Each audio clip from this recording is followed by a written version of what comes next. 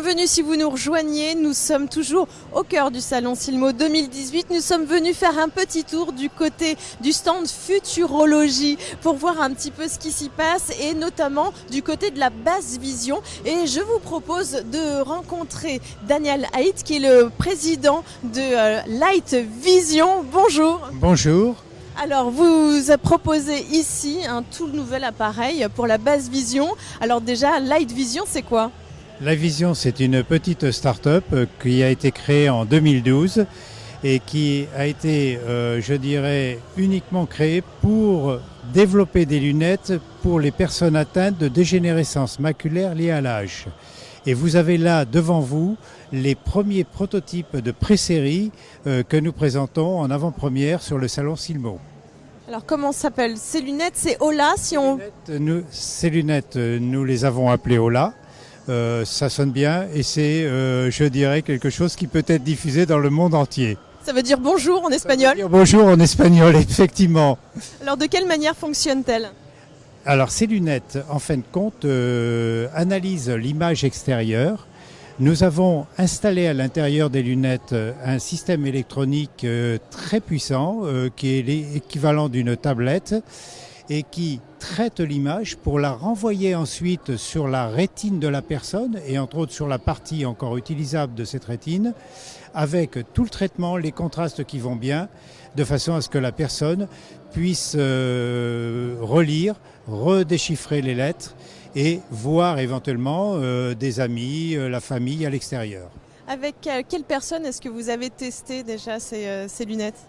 La plupart des personnes avec lesquelles nous avons testé les lunettes, ce sont des personnes malvoyantes. Alors bien sûr la DMLA puisqu'on a développé pour la DMLA, mais également des personnes atteintes d'une maladie Stargardt qui est à peu près l'équivalent de la DMLA et d'autres pathologies.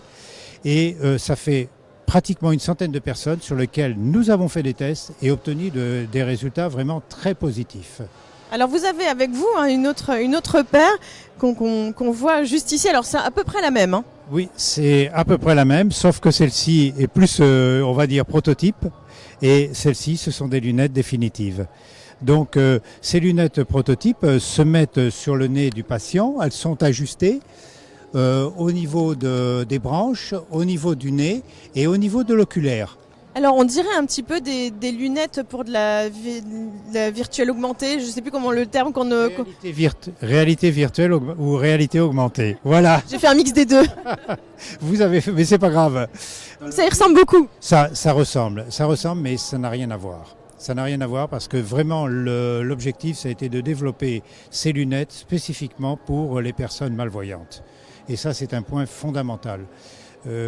Ça nécessite des contacts avec le milieu médical, les patients et les opticiens.